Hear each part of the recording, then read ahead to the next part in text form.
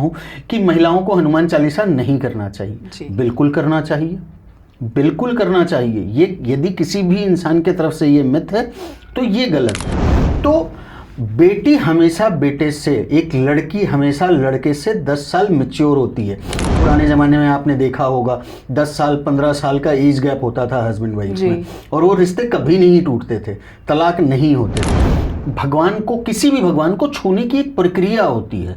किसी भी भगवान को, मैं सिर्फ भगवान हनुमान जी की बात नहीं कहूँगा या कृष्ण जी की बात नहीं कहूँगा, माता रानी की बात नहीं कहूँगा, हर देवी देवता को छूने की एक पूरी पद्धति होती है। घर में कुछ प्रॉब्लम हुई थी, अच्छा, और मैं उस समय हनुमान चालीसा करने की स्थिति में नहीं था, तो मेरी ही पत्नी ने प्रतिदिन 100 हनुमान चालीसा करके प्रतिदिन 100 हनुमान चालीसा उन्होंने किया था। तो हमारे ऊपर मुगलों का शासन हो चाहे अंग्रेजों का शासन हो, हमारे इस थॉट कॉन्सेप्ट को चेंज कर दिया गया है, जहां पर पिता का नाम लिखा जाता है। नहीं तो पुराने, आप कलयुग से पहले की बात करो, सतयुग की बात करो, द्वापर युग की बात करो, वहां पर हमेशा महिलाओं को ही तवज्जो दी जाती है। आपकी बेटी की उम्र आपके बेटे से 10 साल छोटी हो तो भी बुद्धि दोनों की बराबर होती है। आपको पता होना चाहिए कि आज हमारे घर में हमारी बेटी, हमारी बहन, हमारी पत्नी, हमारी बुआ, हमारी माँ, ये हमारे लिए हमारे 90% प्रॉब्लम को सॉल्व करने की ताकत रखती हैं। जो हम 1000 तरीके की रेमेडी, हमारी कुंडली के ग्रह हम देखते रहते हैं कि ये क्यों नहीं हो रहा, ये कैसे होगा, ये कब होगा। तो आपको पता होना चाहिए, लोग तीर्थ तो करके आ जाते हैं, बट तीर्थ का फल कब मिलता है वो किसी को नहीं मालूम। बहुत कम लोग जानते हैं इस चीज़ को। तीर्थ, कोई भी तीर्थ करने का फल तब आपको मिलता है कि तीर्थ करने के बाद जब आप तीर्थ करके वापस आते हैं तो आपको अपने घर में। जय सिया राम। हमारे शास्त्रों में यह कहा गया है कि जिस परिवार में स्त्रियों का सम्मान किया जाता है, जिस परिवार में स्त्रियों का आदर सम्मान किया जाता है, उस परिवार में हमेशा लक्ष्मी का वास होता है। हम हमेशा अगर स्त्रियों का सम्मान करें तो हमारे जीवन में लक्ष्मी माँ की कृपा हमेशा बरसती रहेगी। चाहे हमारे घर में हमारी माँ हो, बहन हो, पत्नी हो, मौसी हो, ताई हो, कोई भी हो, अगर हम उनका सम्मान करें, आदर करें तो हमारे जीवन में पैसों की कमी नहीं रहती। आज इन्हीं सब पर चर्चा करने के लिए हमारे सामने उपस्थित हैं ज्योतिषाचार्य मानव अग्रवाल जी। स्वागत है आपका। जय सिया राम। आप जयपुर से हैं और आप वास्तु के काफ़ी अच्छे एक्सपर्ट हैं और टैरो कार्ड रीडर भी हैं। तो आज आप क्या खास बताने जा रहे हैं भक्तों को कि हमारे शास्त्रों में कहा गया है कि स्त्रियों का सम्मान करना चाहिए, जिससे कि हमारे जीवन में हमें सफलताएं प्राप्त होती हैं। तो क्या कुछ बताने जा रहे हैं आज आप? बहुत सिंपल सा जवाब है। सबसे पहले तो जितने भी आपके भक्तगण हैं उनको जय सिया राम। हम जिस मेल डोमिनेटिंग सोसाइटी, जो आज के समय में एक बड़ा वर्चस्व चला हुआ है कि हर परिवार में डिसीजन हमारे घर के मर्द ही लेंगे, हमारे घर के मर्द ही सही बोल रहे हैं, हमारे घर के बेटे ही सही बोल रहे हैं, हमारे घर में बहुत सारे कॉन्सेप्ट, बहुत लोगों के मन में कॉन्सेप्ट होता है हमारी तो 2 बेटियां हैं, हमारे बेटे नहीं हैं, या हमारे बेटा होना चाहिए, या पुरानी सोच थी कि हमारे बेटा क्यों नहीं है। तो इस कॉन्सेप्ट को थोड़ा सा मैं रेक्टिफाई करना चाहता हूँ।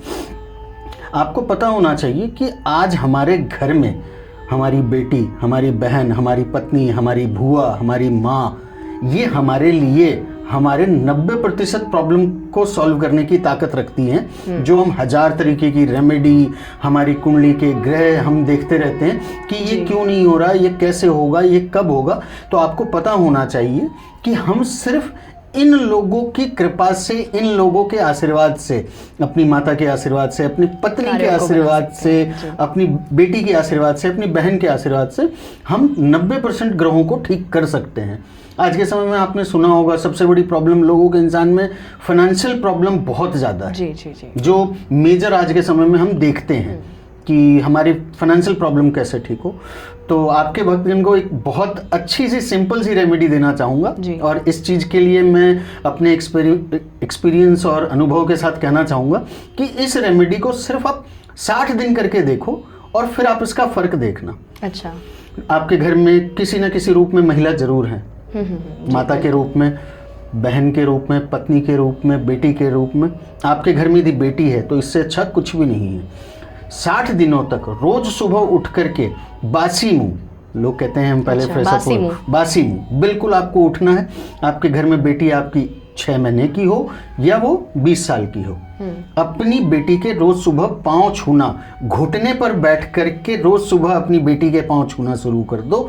60 दिनों के अंदर आपके फाइनेंशियल रास्ते अपने आप निकलने लग अच्छा, जाएंगे। मतलब सुबह उठकर बासी मुंह में बिल्कुल। और घुटने के बल बैठकर बिल्कुल। अपने बेटी के पांव छूना। बेटी के पांव अच्छा, छूना। फिर कोई भी कार्य करेंगे। फिर कोई भी कार्य आप अपना करें और आपके जीवन में यदि चेंज ना दिखें तो आप जरूर आके मुझे बताएं कि सर ये चेंज नहीं दिख रहा है।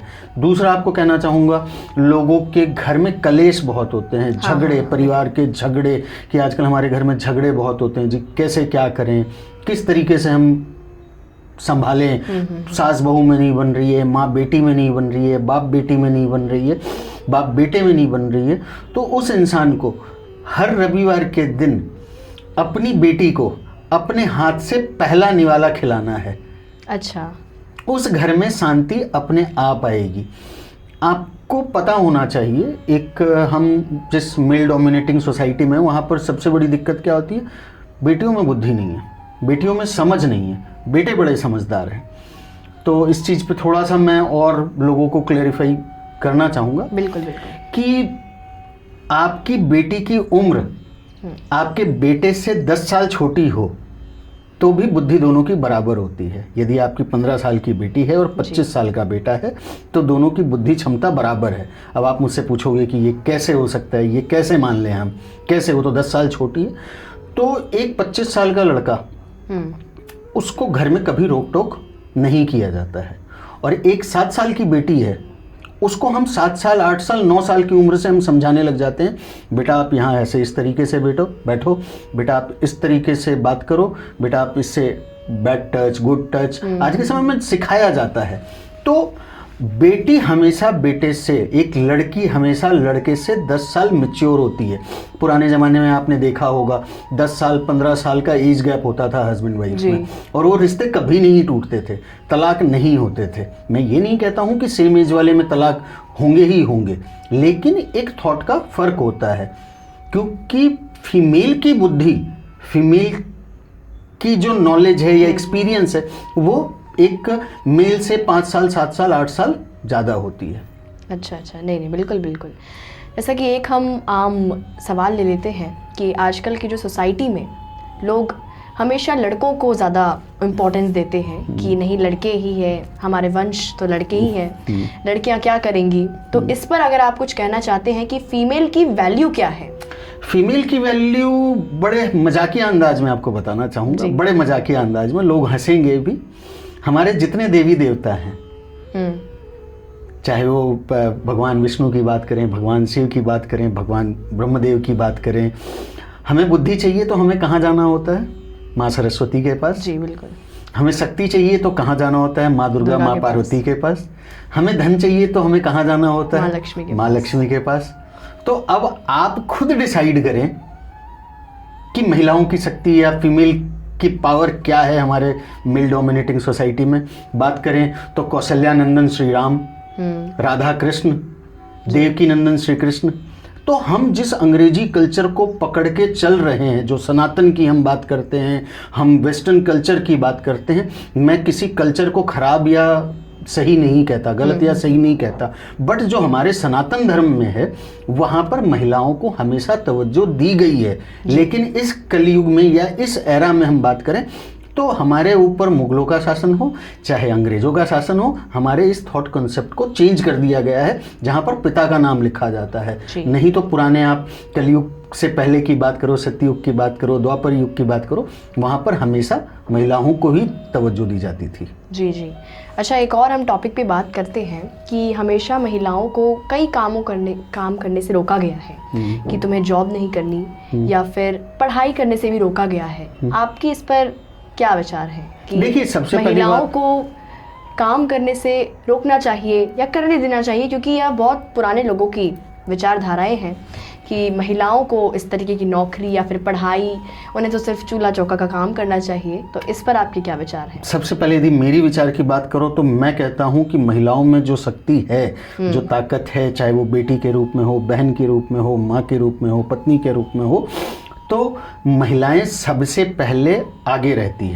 हैं। आज एक काम करने वाली महिला की बात कर लेते हैं, जो नौकरी करती है, वो नौकरी भी करती है, पैसा भी कमाती है, वो अपने बच्चे को भी संभालती है और अपने घर का किचन भी संभालती है। एक मेल पर्सन की यदि बात की जाए तो वो सिर्फ पैसा कमाने की जिम्मेवारी होती है, परिवार संभालने की जिम्मेदारी होती है। तो महिलाओं की जिम्मेवारी हमेशा बहुत बड़ी होती है।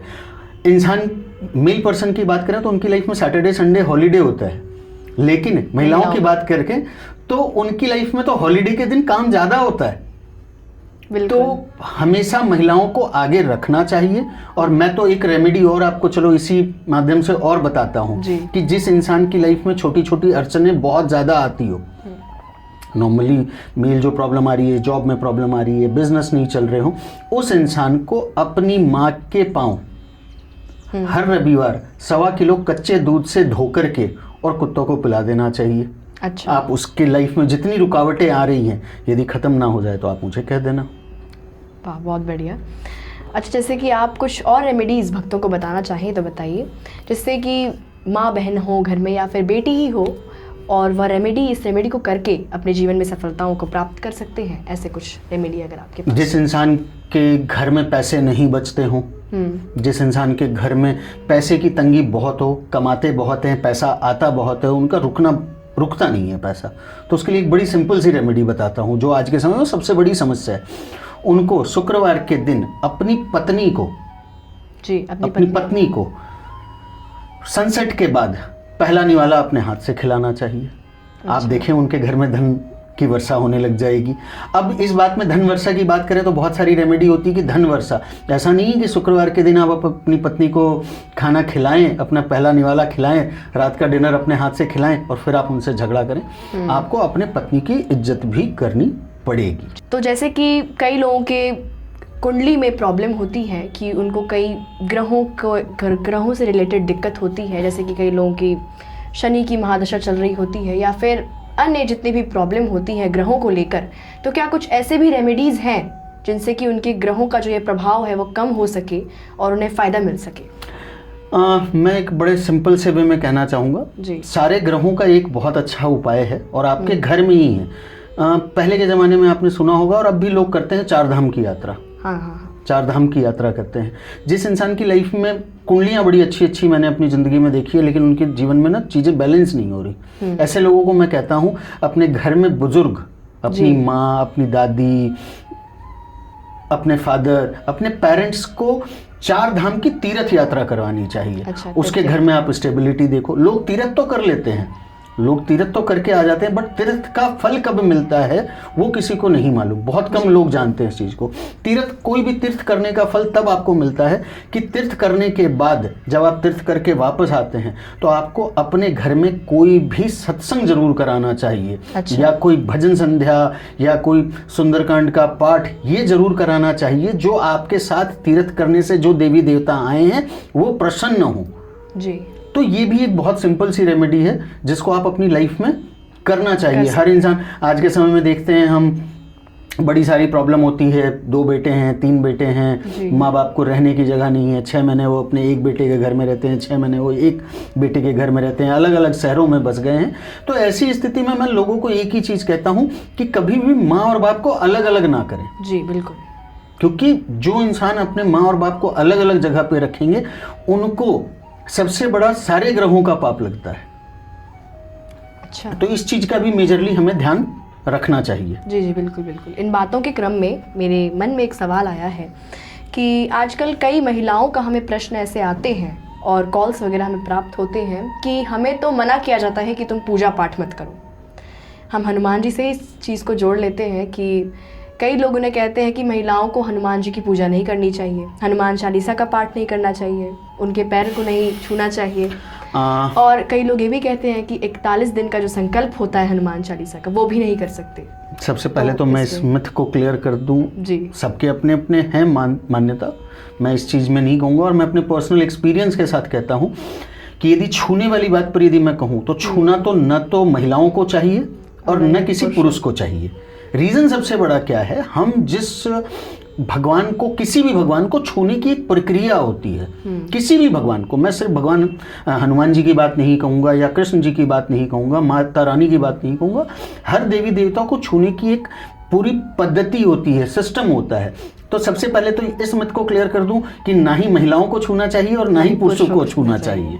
अब आपके मैं दूसरे सवाल का जवाब देता हूं कि महिलाओं को हनुमान चालीसा नहीं करना चाहिए। बिल्कुल करना चाहिए, बिल्कुल करना चाहिए। ये यदि किसी भी इंसान के तरफ से ये मिथ है तो ये गलत है। मैं एक इस बात पे बात जोड़ देता हूं कि मेरे घर में कुछ प्रॉब्लम हुई थी। अच्छा। और मैं उस समय हनुमान चालीसा करने की स्थिति में नहीं था, तो मेरी ही पत्नी ने प्रतिदिन 100 हनुमान चालीसा करके प्रतिदिन 100 हनुमान चालीसा उन्होंने किया था। और हनुमान जी हर भक्त को ये नहीं कहते, क्या हनुमान जी ने कभी ये कहा है कि मैं महिलाओं की बात नहीं सुनूंगा?